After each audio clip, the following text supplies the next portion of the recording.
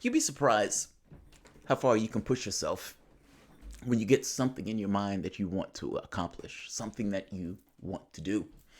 Back in 2007, my doctor, I had the unenviable distinction in going to the doctor's office and sitting in front of the doctor and having him tell me that the transplant that you've had for the last 3, 4 years no longer works.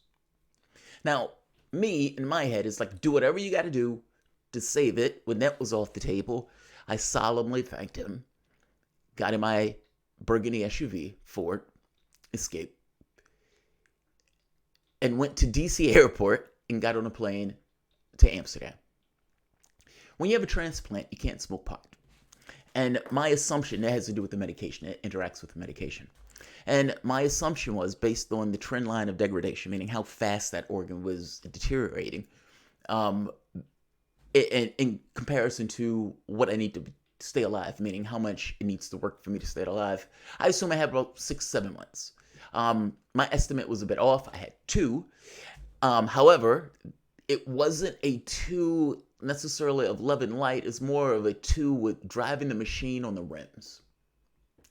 By the time I was in, by the time I got to India, because I started off in Amsterdam, I jumped into Egypt. From Egypt, went overland to Israel. From overland to Jordan, took a flight to Nepal, and then from Nepal jumped over to India. I hadn't eaten in 4 days. Like, I wasn't able to keep food down. Anything I took in, I was essentially bringing up. I was bleeding from the nose. My ears started to get weird. And in my head, my thought was, don't be a pussy. Keep moving. And I booked the ticket to Bangkok because Bangkok was the fastest way in order to get to Japan. I wasn't going to stop. It dawned on me, and I forget when it dawned on me, but it dawned on me. I was sitting in the room, and it occurred to me that, God, you can't get to the Taj Mahal. Now, you're in India. How can you be in India and not get to the Taj Mahal? You can't get to the Taj Mahal.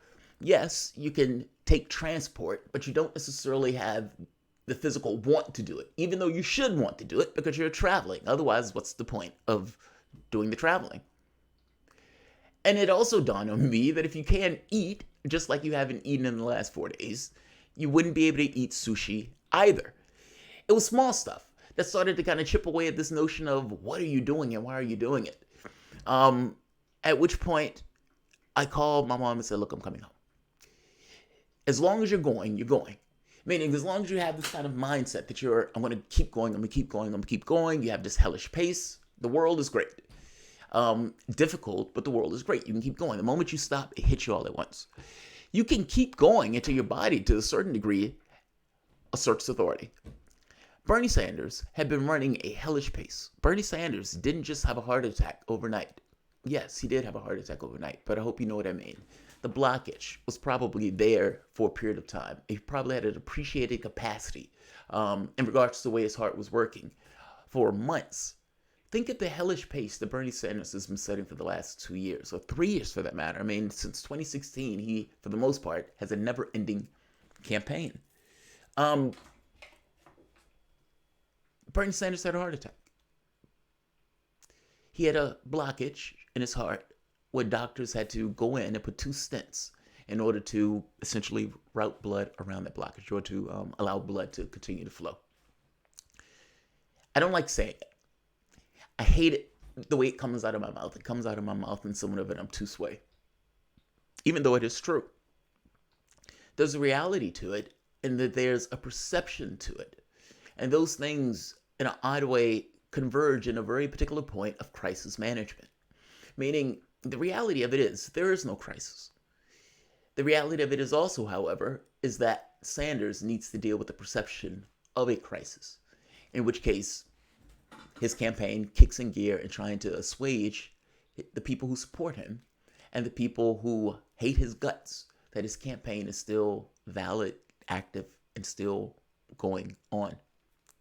The truth of it is, Sanders had been probably going at a hellish pace despite the fact that his body was telling him to stop for a long time. And it was up to this point where it finally asserted itself in order to prevent him from continuing to go further. The truth of it is also that within a month, he will probably be better than what he was over the past several years. But that doesn't necessarily matter from the standpoint of the perception of these events. Sanders' campaign kicks into gear from the standpoint of crisis management. Welcome to the Soapbox.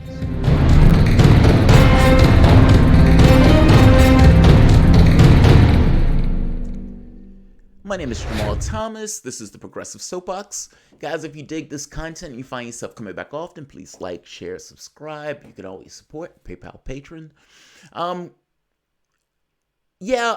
Hearing Sanders had a heart attack was somewhat painful, if I'm being honest. Someone put a nasty joke on Twitter saying that I can hear Jamal's heart breaking when Sanders ended up with a heart attack. Yeah, anybody that tends to work from the standpoint, at the very least that I believe, tends to want the best for a large number of human beings, meaning a society that works to the benefit of a large number of human beings, not just a small few. Yeah, I want that person to succeed in the things that he does in life. That's the first point, meaning I want him to be okay as a person. Second point, he has family, he has people that love him, all that things, and all of those people are injured when that particular individual is injured. I know that from my own individual experience. Regardless of how bad I might have been suffering in the situation that I was in, the people who were around me were in just as bad of straits and this kind of angst of sorts because you can't do anything, and by the same token, somebody that you love is injured. Also, he's in a race. And he's the focal point in that race of what he calls a political revolution. If anything happens to him, it is very possible that that essentially fizzles into itself. So there are multiple points that you kind of look at this on, and all three of those points, to some degree, are not necessarily best. Sanders, however, the reality of it, he had a heart attack. They fixed his heart. His heart probably had depreciated capacity going over the course of the last 2 years, and he kind of just pushed past it in order to keep going because he wanted to essentially push it in the campaign and he didn't want to stop. That's probably true. If you talk to him and he probably really was honest with you, he would probably say, yes, I had chest pains over the course of the election, but I just kept pushing past it. I strongly suspect that. He might have just all of a sudden at once, but I strongly doubt it. The truth of it is, Sanders, within a month, is probably going to be better than what he was going back prior. There's a doubt or there's a question of whether or not there's going to be a depreciated heart capacity going forward just because of the heart attack in and of itself. But the fixing of the heart, he will probably be stronger going forward. That doesn't matter. The catch is the media needs to create a story. What's the story they're going to create? Sanders had a heart attack. We need to create a story around that. We need to be able to make profit around that. So what do they say? Sanders hit something. There's something that he's not telling us. There's something that the campaign is not necessarily being forthcoming with. On day one, the campaign said he was having chest pains and that they found a blockage. That's a heart attack. They literally said that. They just wanted the campaign to say their words. Sanders, out of the hospital, is now walking with Jane. There is no situation before this moment that the campaign has ever showed you Bernie Sanders walking with Jane. They're showing you this for very specific reasons. Let's hear it.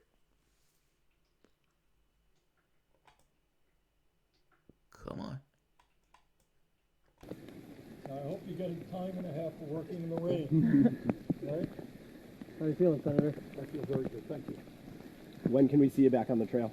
So, getting back to work a little bit right now. But mostly what I'm trying to do is, I used to walk a good distance every day, and I got out of that habit. I'm trying to get back into it. So that's what I'm going to do right now. All right? Okay. See you guys. Thank you so Got a much. hat Have a on. good day.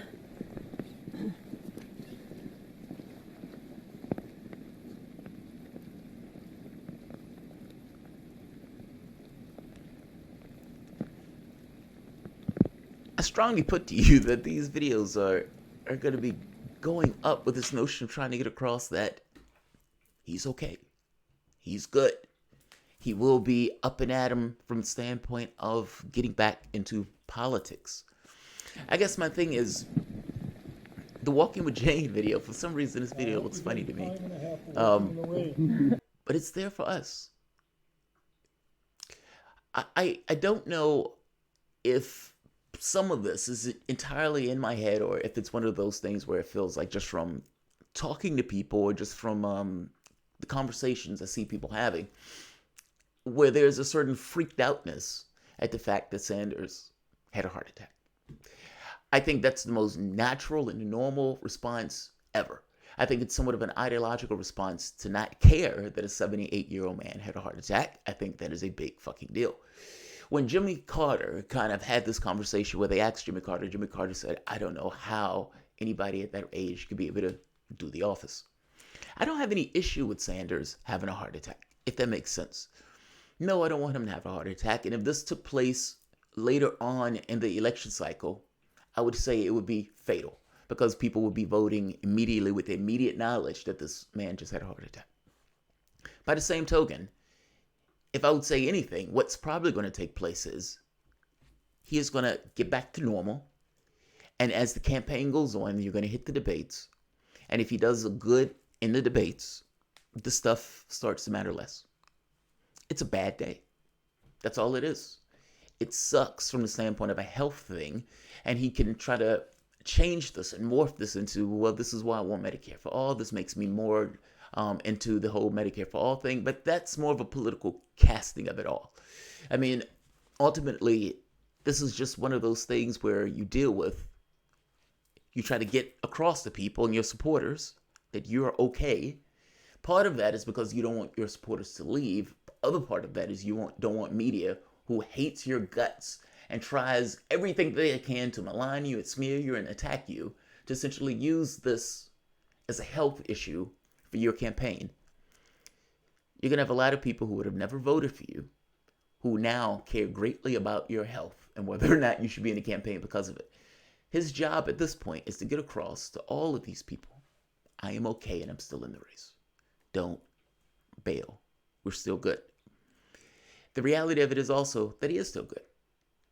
In a month, 2 months, when Sanders is back on the campaign trail, this is not going to matter. It will come up every so often. People will use it to try to malign him. But ultimately, if Sanders' showing in the debates is strong, this is not going to matter as much, even though right now it leaves a freaked out taste in my mouth, if that makes sense. And I don't necessarily think that's entirely just me, even though, yes, I am the one that's saying it. I consider all of us to be, to some degree, on the same or similar wavelengths on this front in regards to people who support Sanders. And I don't think I'm saying this in a sense in a vacuum. I don't think what I'm saying here is all that mind-blowing. I guess it's somewhat of just an honesty thing. It's a freaked out feeling of this. But this is temporary. If Sanders does well in the debates, this matters less if it matters at all. My point is, they're not going to ding him for this if he doesn't show it. If it doesn't show as it proceeds on. So, I'm not going to keep this long. I just saw this and I was like, oh yeah, he's trying to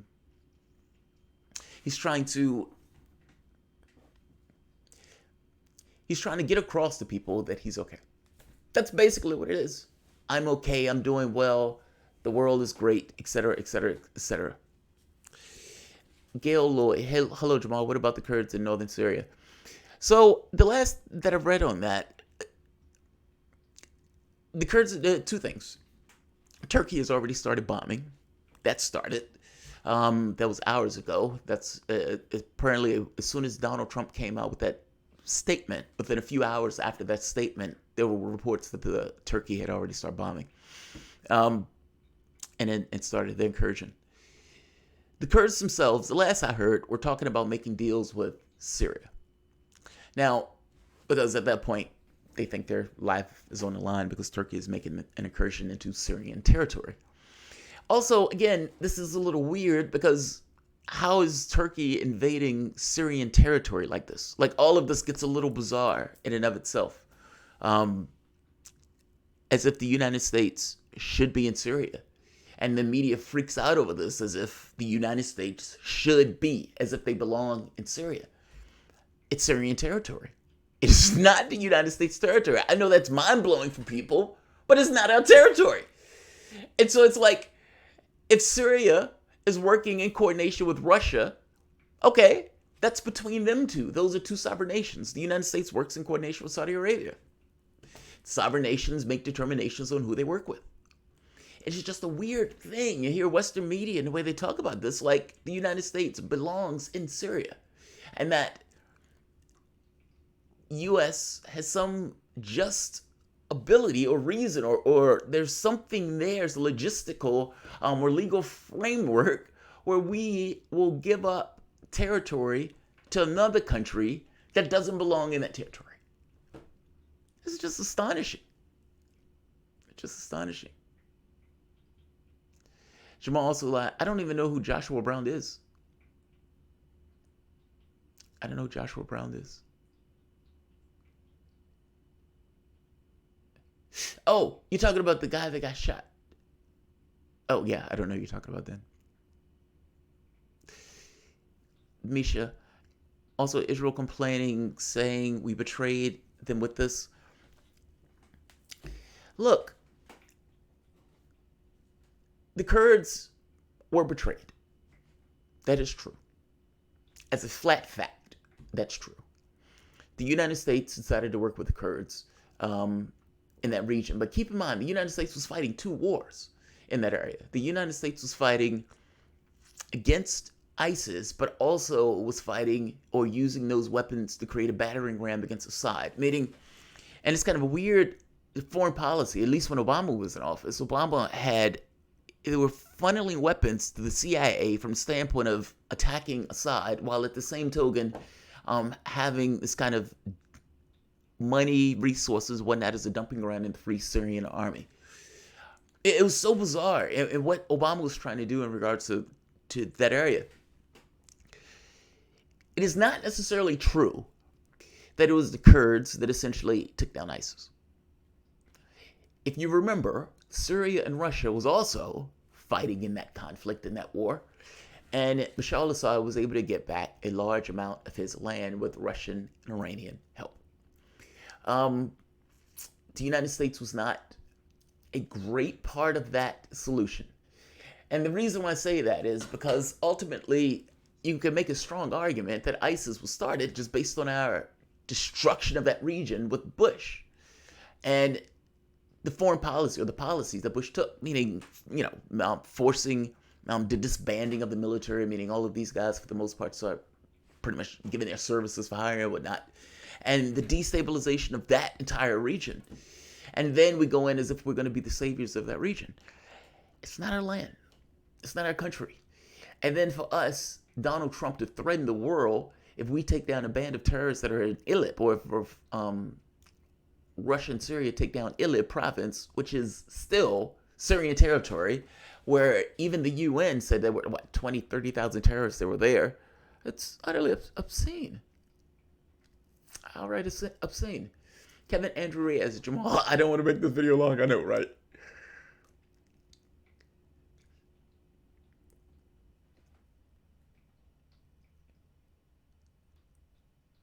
Philosophical wisdom at the halfway, yeah. All right. Like, share, subscribe. Thanks all.